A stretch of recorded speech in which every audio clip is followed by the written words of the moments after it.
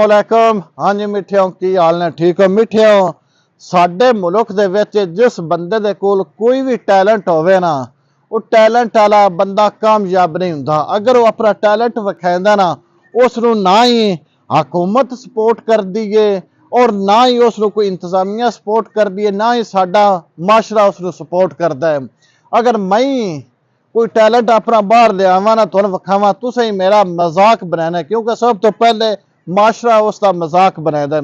अगर वो माशरे का मजाक बर्दाश्त कर लेंदा है, मुड़ो जाके कामयाब हुंदा है। अगर वो माशरे की तनकीद या जद विच आ जांदा ना, कामयाब नहीं हुंदा। इवें दे ही एक वाकया तुहानूं मैं हुण विखाना भी है और सुनाना भी है। जिस जगह ते मैं खलाया, एक कस्सो की रोड है, मगर पुल है, और उन्हां पुरानियां किनारा पुलों ते मौजूद आ, जिथे अज तो तकरीबन कोई 10 महीने पहले एक इत्थों का रिहायशी है, उस इन्हां पुलों के नकारा पुलों के उत्ते टरपेना ला के उस बिजली बनाने का एक मनसूबा बनाया सी भी मैं बिजली बना के और अपने इस इलाके नूं बिजली देवांगा।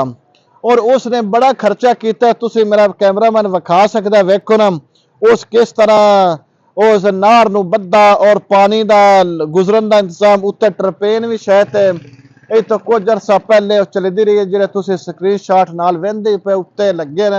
ये उदों दी वीडियो जदों इत्थे टरपेन चलती रही है, स्क्रीन शॉट हो ने जिहड़े तुसीं उत्ते वेंदे पे। इत्थे टरपेन लगी, बिजली बनाईंदी रही, जाया हुंदी रही है, लेकिन मजे वाली गल है उस अपना टैलेंट लियांदा, उहदे ज़हन जो भी गल है उस लियांदा, उस इत्थे बिजली चालू की टरपेना ला के, और उस तो बाद उस इत्थे 2-3 होर भी चला सकदा सी। और दूसरियां जिहड़ियां पुलां ने दूसरी साइड ते उन्हां दे थल्ले बन के उस मुकम्मल लियांदा है, लेकिन उस तो बाद ना ही उन्होंने हुकूमत ने सपोर्ट किया है और ना ही उसनूं साडी इंतजामिया ने सपोर्ट किया है और ना ही उसनूं इस इर्द गिर्द जिहड़े लोग इलाके दे सारे उन्होंने सपोर्ट किया है। अगर उस बंदे नूं इंतजामिया या माशरा या दीगर लोग उसनूं सपोर्ट करते, शायद अज ये टरपेना जिहड़ियां ने ये पूरे इलाके नूं किहड़ी बिजली है वो फराहम कर सकदियां सन।